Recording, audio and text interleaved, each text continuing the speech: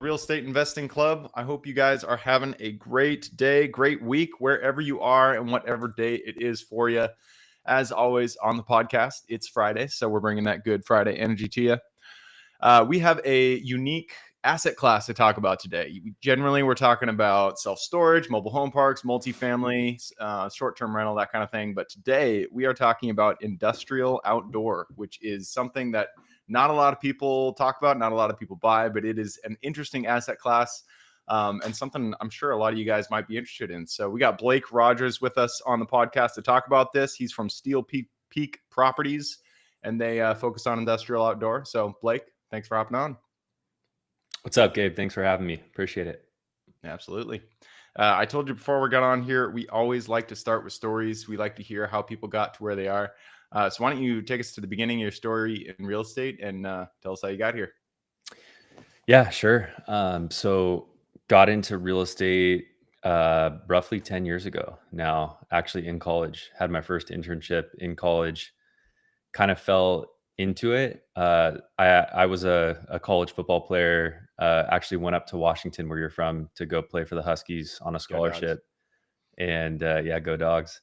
So that was a good time. And then ended up transferring down to San Diego State University. I'm from Orange County, so pretty close to San Diego. And when I got to San Diego, ended up, having to change my plans from football. Like going to the NFL was like, the goal my whole life. And then I realized, okay, I'm not going to the NFL now. What am I going to do here? So I'm talking to my dad. I'm talking to, guys in my fraternity, trying to figure out what to do. And everyone was telling me, you should look into commercial real estate, dude. Like your personality, like I think you'd like it. It's similar to sports, like eat what you kill. So I was like, okay, let's go into commercial real estate. And so I got a couple internships as a broker and started as a commercial real estate broker early on while I was in college, and did that for about 9 years, and ended up at a big corporate shop, JLL, one of the biggest in the world. Oh yeah. And got lucky. I joined JLL on one of the big industrial teams right when industrial got super hot in like 2020, 2021, when COVID kind of skyrocketed our market. And so I was working in the San Diego market, all things industrial. And then I quickly fell into what I do now, which is industrial outdoor storage.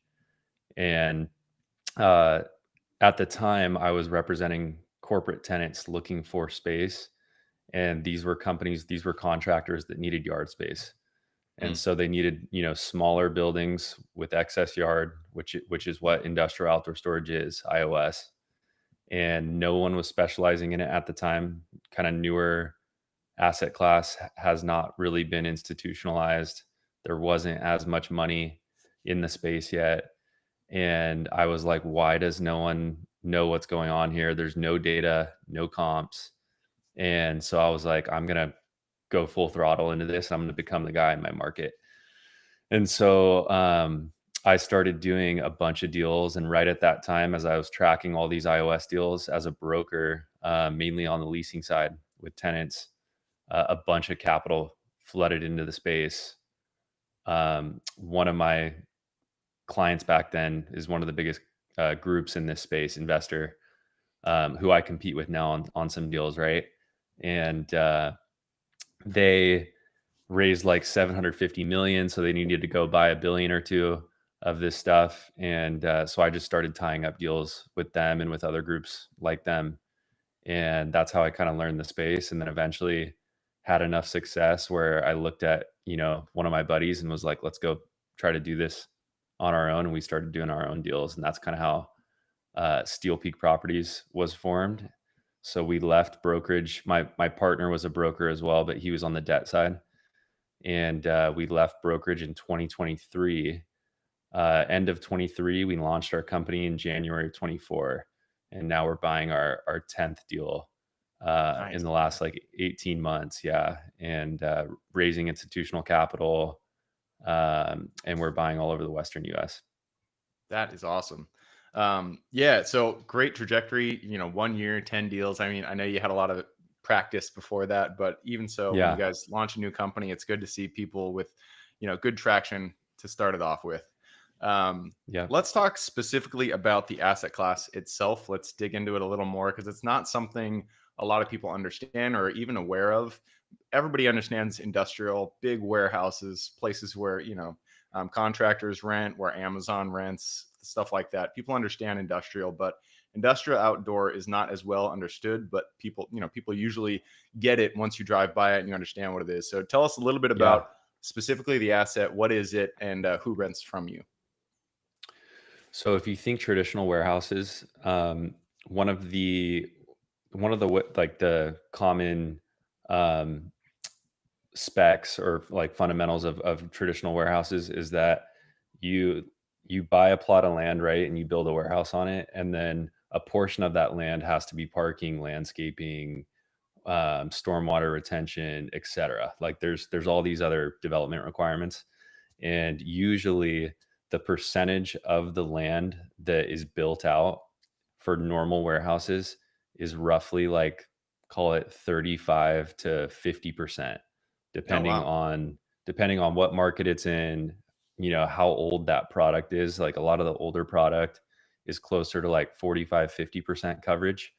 And so that word coverage, that's really just like floor area ratio. It's the building coverage on the land. So how much does that building cover?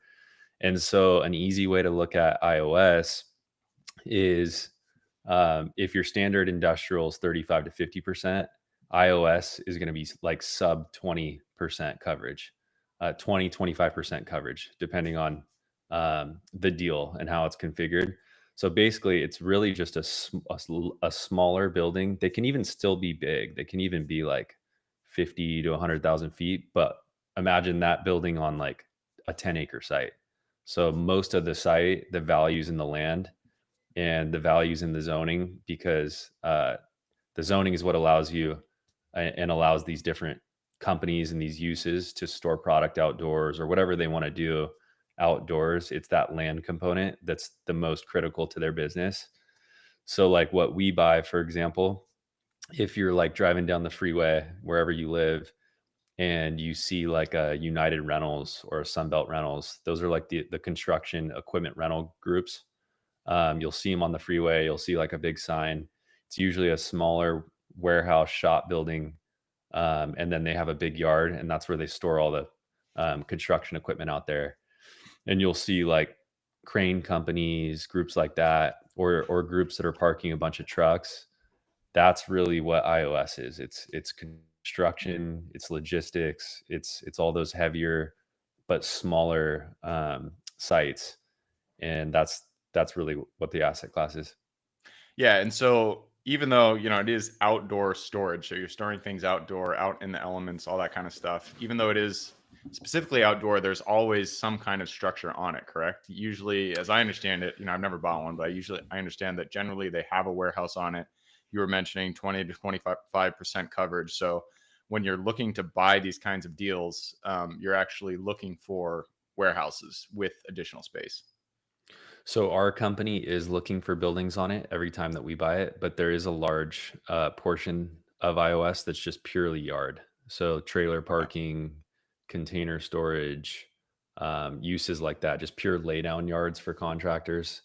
So sometimes they don't have buildings, or sometimes they have very small, like just office trailers that you bring on site.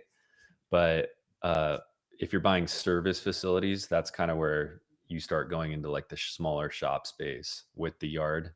That's Mm. what Steel Peak focuses on. So we everything that we own and everything that we buy has some sort of building on it that's more functional than just like, you brought on an office trailer and put Yeah. it on the site. And Yep. do you generally have to change the zoning in order to allow for outdoor storage? If you're buying a warehouse and it's specifically for indoor warehouse space, do you have to change the zoning, or does industrial zoning generally cover indoor and outdoor?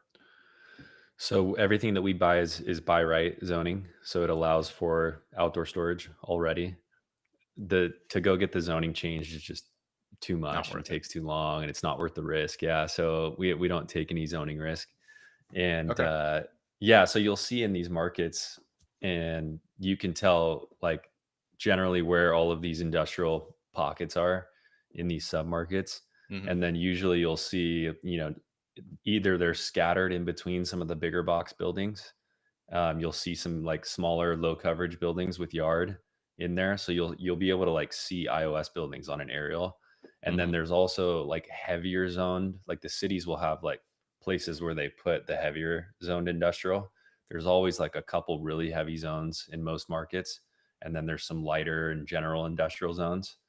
But the heavier zones, that's where like you'll see crazier uses like the big like cement companies, asphalt guys, like bigger groups like that that the city doesn't really want near residential, and they don't really like these types of uses. So sometimes those are on like the The outer outskirts. skirts of the industrial submarkets, but you'll see them everywhere. And in most general industrial zones, iOS does work, Yeah. but there's a bunch of Do you nuances to the zoning. That's a whole different kind of conversation. Yeah, do you like heavy versus light industrial zoning, or does it not matter to you? Light industrial zoning typically doesn't work. So it's Oh, usually like general industrial and up okay. is what works the best. Yeah. Light industrial, sometimes you can get away with like more of a parking use, like a cleaner type of iOS group, like think like an enterprise rental car or something like Mm, that. But yeah, we usually try to stay away from the lighter industrial zones. huh, interesting. Cool. Well, let's talk about underwriting. That's something I'm sure it's pretty unique to this asset. Generally, what I don't know anything about underwriting industrial, so you actually walk me through it. What are you looking for? What are the key like green flags, or what are some red flags that you see when you're underwriting this stuff? Yeah, so we start out exactly what you talked about. Location, is the property, does it have a building? Um, does it have excess yard? Is it under 20% coverage? Typically, roughly 20-25% coverage.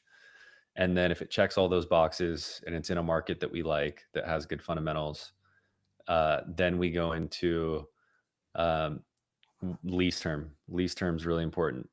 Well, I guess zoning has to check the box first, right? And then what are the existing lease terms?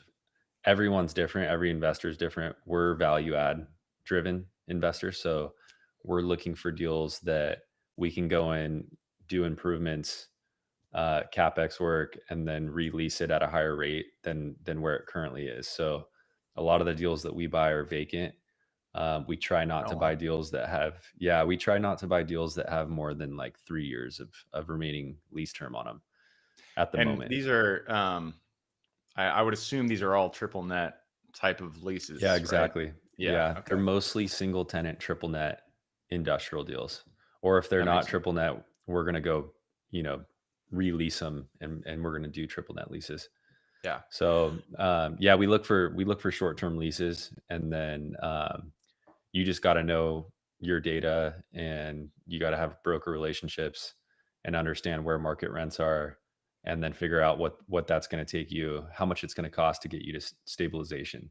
And we're looking Mm, to stabilize our deals within as early as like 9 months if it's wow. vacant, maybe even six ideally, if we can, but usually construction takes a little bit. And then So when you're talking yeah. about value add, when I hear outdoor storage, nothing pops to mind in terms of how I can improve this Oh, property, okay, because yeah. literally it's just you're storing things outdoors. So what is the value add for an industrial outdoor storage? So remember, we're buying all stuff with buildings. So you still got like a 20,000 foot building, Yeah. 20,000 foot building. So I'm doing Right. everything typical that you would to that building: exterior paint, Mm, lighting, interior office improvements, flooring, carpet, flooring, restrooms, paint, whatever it is, yeah. standard TIs. Um, so you're doing all that to the building. And then if the building isn't as functional as we want it, we'll go punch in additional like roll up doors too Yeah. into the building. so that guys can drive through the building if that's, if the site works for that. Or if there's only like one door, we're going to want to put like one or two more in because we know that's what our tenants want. So things like that. And then the yard, you're either going to repair the asphalt, you're going to re-gravel it, maybe you're going to do some rough grading in certain areas, new fencing, lighting if that's needed. Security cameras, I'm Basically, assuming, or I guess yeah. that's what something the tenant would do.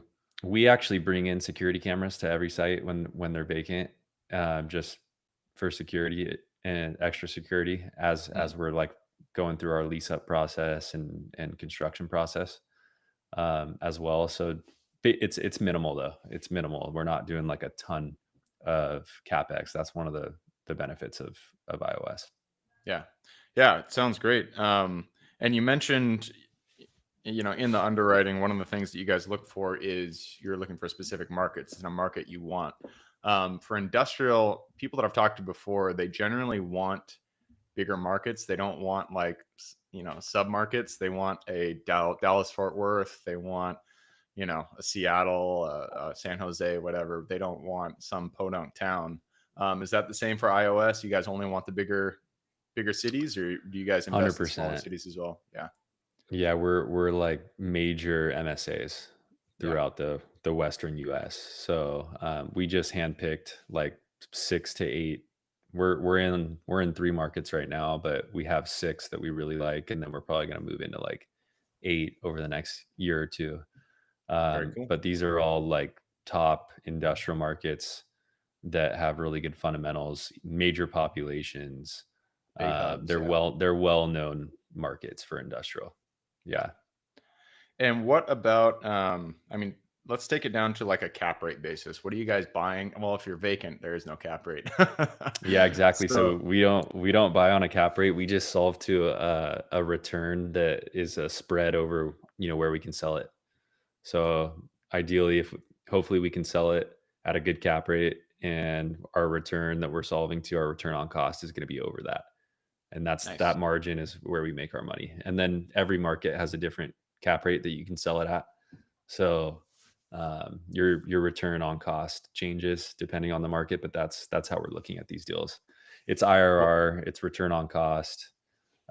We're actually underwriting shorter term holds than typical, like 3 to 5 year holds. Some groups will do 7 to 10 year holds, but we don't have like a fund where we have partners, institutional partners.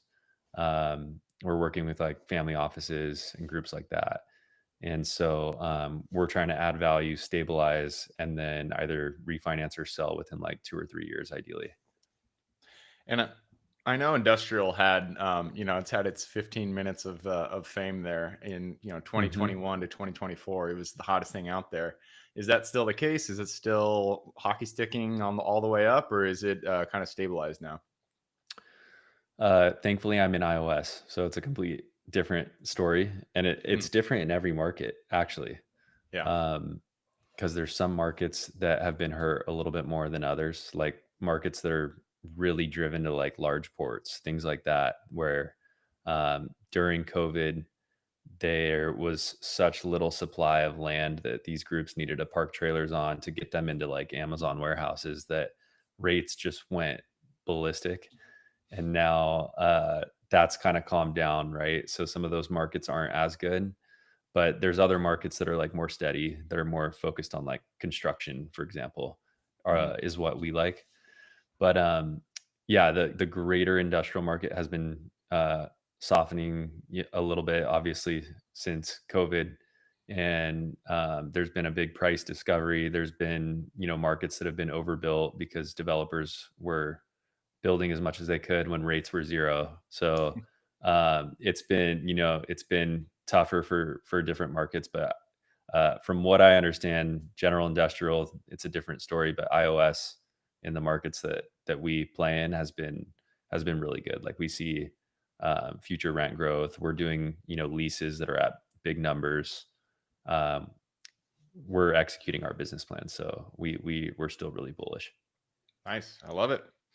All right. Yeah. Well, we have run down the clock. We're running around the 20-minute mark right now. But before we move on, I always like to ask, what's the horizon look like for you guys? What's your future goals? Yeah, we've got a lot of them. We've got some lofty goals. We we're hopefully looking to um, become a big player in this space on the Western US. There's not a lot of guys on the West Coast that specialize in just iOS. We don't buy anything else but iOS. So we want to become a group that is a contender, and we're looking to purchase more quality assets that have smaller buildings with excess yard in these markets. So if there's any brokers listening, we're playing in Seattle, Salt Lake, Denver, Southern California, markets like that. So we want to become the top buyer in those markets, ideally, for this type of product. And yeah, that's our goal. We're looking to buy roughly um, 500 million of this stuff over the next few years is what we want to do. So we're aggregating a big portfolio, and we want to grow our team as well. And so it's exciting stuff. Nice, man. Well, I love it. All right. With that, I'm going to move us on to the quick question round. Are you ready? Yeah. Let's do it. It starts with education. It could be any form. It could be a conference you've gone to, a mentorship program you've been a part of, a movie you've seen, anything. I just need 2 recommendations, one for general life wisdom and then one for real estate. General life wisdom. I hired a performance coach, mindset coach, like 4 or 5 years ago that I've been with. I highly recommend everyone go get a coach if they can. Go check out jasondreescoaching.com. I'm not paid to say that, but those guys have really helped me out, like in my career, personally, professionally. More so like life, more so mindset. Yeah. Um, and so I really like, before I ever became, you know, an investor or even thought that I could do this, it was like the mindset stuff first that I Nice. had to dial in. So that was the biggest. It's unique. So they're performance coaches, not specifically business. Not business. It's just performance. So it's mainly based off of mindset. Yeah. Jason Drees is like the head coach. He actually wrote a book that's really good about mindset. And so I would start there, like read that book, and then I'm sure there's other coaching groups like similar to like Tony Robbins type coaching, but a little bit different. So that's been probably one of the biggest factors for me in my life. Nice. How about for business or real estate? For real estate, I think mentors is the number one. Read as many books as you can. I when I got started in real estate, I told myself that I had a rule where I have an unlimited budget for books and for courses for real estate. And Nice. so if I, like, on a podcast like this, if someone tells me about a book and I think it's interesting, I'll look it up and I'll buy it immediately while I'm like driving, whatever I'm doing. And so I've read, hundreds of books over the last couple of years, just because I was like, I will not have a budget on investing in myself. And because that's the biggest return that you can get is investing in yourself. So get a mentor, ideally someone that's in your space doing what you want to do.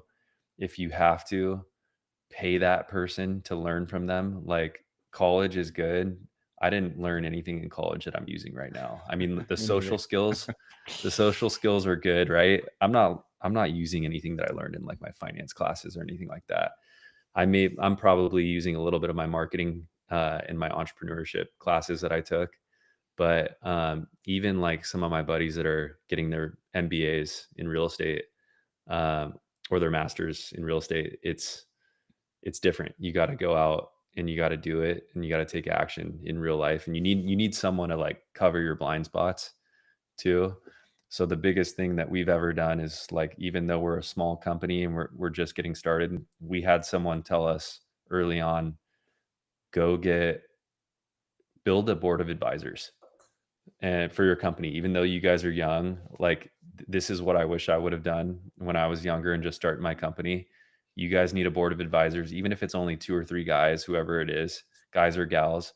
Um, it's going to be a huge difference maker for you. And so me and my business partner, we did that, and we have like a, internal advisory board, and it's a really badass guys on that have sold huge companies. They've done what we've done, and they want to give back, and they want to help people that were in their position. And so if you put yourself in that position, you just ask, the return on that is like infinite. You know what I mean? These guys don't want to get paid. They just want to help the younger generation. So that would be my biggest advice. I don't even have maybe a specific book, but like just that general, take that kind of stance and change your mindset like that. And that's been really beneficial.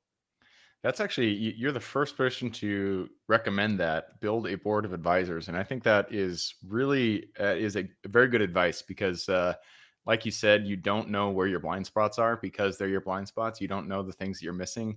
The only substitute for, I mean, there is no substitute for experience, and somebody who's been through it, who understands, the highs, the lows. They've built their company. It is invaluable to have them on your team. So if you can build that board of advisors, they can shortcut your trajectory to where you want to go. Oh yeah. Really good Oh advice. yeah. Yeah. Like, All I right. mean, everyone we use on our team now is like come from a referral. So, um, and they're your board of advisors. They'll refer you your attorneys. They'll refer you everyone. So it's huge. Nice. I love it, man. Yep. All right. Next question is for your younger self. Let's go back to the Blake who was still out at UW. Go back to him, look him in the eye, give him one piece of advice moving forward. Man. Well, if the Blake at UW is different than the general, probably your audience, the Blake at UW is you should stay and keep playing football at UW. But I guess the advice I would give is it's if you're in college, get an internship right now. No matter what you're doing, if you want to transition into commercial real estate, let's say even if you're a broker and you want to get into investing, you got to go work for someone for free for a little bit, or shadow them, show them that you're like willing to do that. It's a really huge gesture. And most of the time, if you do that for someone, they're going to refer you to someone until like you're going to get a job no matter what, if you do something like that. So the biggest thing is, I think, and I tell my little brother this, he's a lot younger than me. He's in college right now, and I'm having him shadow me as well. And I'm like, you got to get as many internships as you can right now. And so that's the biggest thing, is you just got to get out there and start doing it and just learn trial by error and just get in the game. That's the biggest thing. Just get in the game and don't be afraid to fail. That's one thing I wish I had done. Well, I mean, hindsight's 2020, but getting a job in, the type of asset that you want to get into, if you want to buy industrial, if you want to buy self-storage, mobile home parks, whatever, getting a job at one of those companies, it could be doing anything, absolutely anything, but just being in that environment, it will shortcut your learning curve more than you think. So yeah, that's really good advice. I'm going to move us to the next question. This is about the U.S. You've mentioned a few metros that you guys are invested in. I'm going to ask you to choose your favorite child and whittle it down to the metro you're most excited about investing in today. Yeah, I can no longer gatekeep it. San Diego is the best market, but I'm biased though. That's our home market. It's just the market that we know the best, but it has really good fundamentals for what we do. If you're doing multifamily, it's a great market. It's a great market for self-storage. Any commercial real estate that's driven more so by like population, and like we have people moving here from LA, people moving from San Francisco. Like, although a lot of people are exiting California, San Diego is like a great little pocket where it's still an incredible market. And it's beautiful. And it's beautiful. It's land constrained is the best part about it. So supply is, there's barriers to entry, and you can't just build unlimited product. And so it's a unique market. We love it. Nice.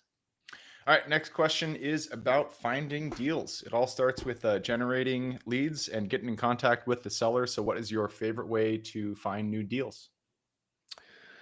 My favorite way is to find guys who were me before I came over to start this company. So I find the brokers at these shops that specialize in the product that we buy, and guys that are doing, the most deals in this space, and that are taking it seriously and that are passionate about it. So, but our main source of business is brokers. They're really like the lifeblood of our business.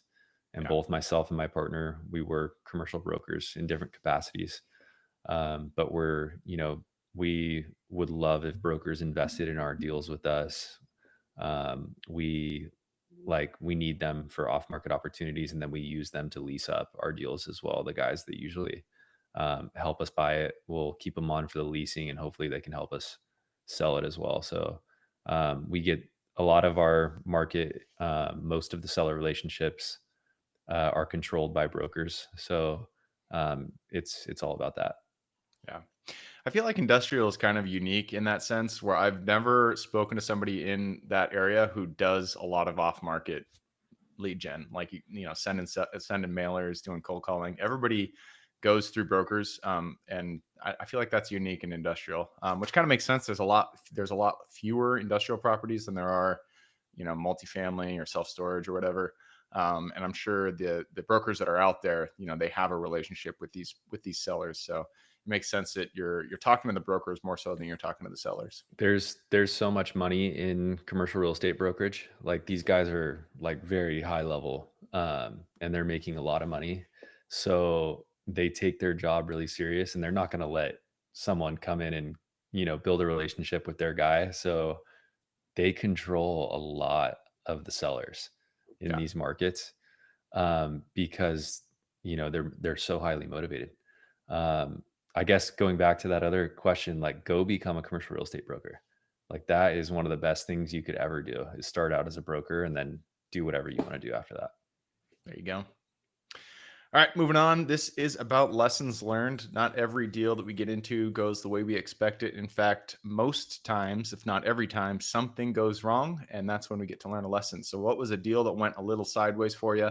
And then what was the lesson you pulled from it? Every deal goes sideways. We have a saying, if the deal doesn't die at least twice, is it even a deal? Um, or are you the guy that just, you're paying more than everyone, or you didn't find what was actually wrong with it, and now you're stuck with it. That's always my Um, fear. I need to so know what's wrong that's with the property. like, if it goes too smoothly, you're kind of scared. You're like, what's going on here? Um, but I mean, as an example, we're doing a deal right now, where the city has just lost the certificate of occupancy for the building. So it's just like, and the seller doesn't have it, the city doesn't have it. So like we're in escrow, and we can't really buy this thing until we know that the building was built to code. And so we have to go run this whole process. And so just learning things like that, like different cities care more so about stuff like that. Like a huge lesson learned is don't try to do everything yourself in due diligence. Hire professionals, spend the money. Like we use as many third parties as we can, like zoning reports, PCAs, so inspections, environmental reports. Like you got to do it all, especially if you're raising outside capital. Like you Yeah. have to know, like you need to make sure that the deal is de-risked, and you got to protect your investors capital. So like that is like a very crucial component. Like don't ever try to skip over anything. Like you got to do it all very thoroughly. Yeah. Yep. Yeah. You make your money on due diligence, because if you don't follow your checklist to the point, then things can go wrong. They will go wrong because things always go wrong. But when you when you 100%. figure it out in due diligence, that's when you can actually take action and rectify things before they turn into a real problem. So, Try to all right, control as much as you can. there you go. All right, that leads us to the very last question. This is for the listeners. You've given us a lot to think about. I'm sure people want to reach out, get in contact with you. This is a two-parter. Where can they find you? And then what can they expect when they reach out? Yeah, sure. I love mentoring like guys and gals who are trying to get into the space and who want to learn commercial real estate brokerage or investing. So I'm always happy to chat and or meet for coffee, whatever it is. So I love because there are so many people that I had met with that gave back to me and that still do right now. So you can check out our website, steelpeakproperties.com, steel like the metal, peak like the mountain, properties.com. And then you can just connect with me on LinkedIn too. I'm on LinkedIn. And so shoot me a message on there and I'll normally respond to those as well. So yeah. Perfect. I will put that link in the show notes. So if you guys want to reach out to Blake, all you got to do is click the little more in the description.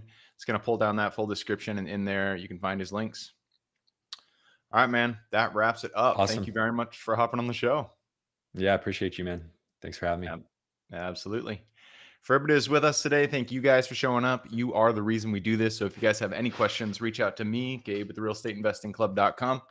If you guys want to support the show, just leave us a review. Other than that, I hope you guys have a great week. Keep rocking real estate, and I look forward to seeing you on the next episode.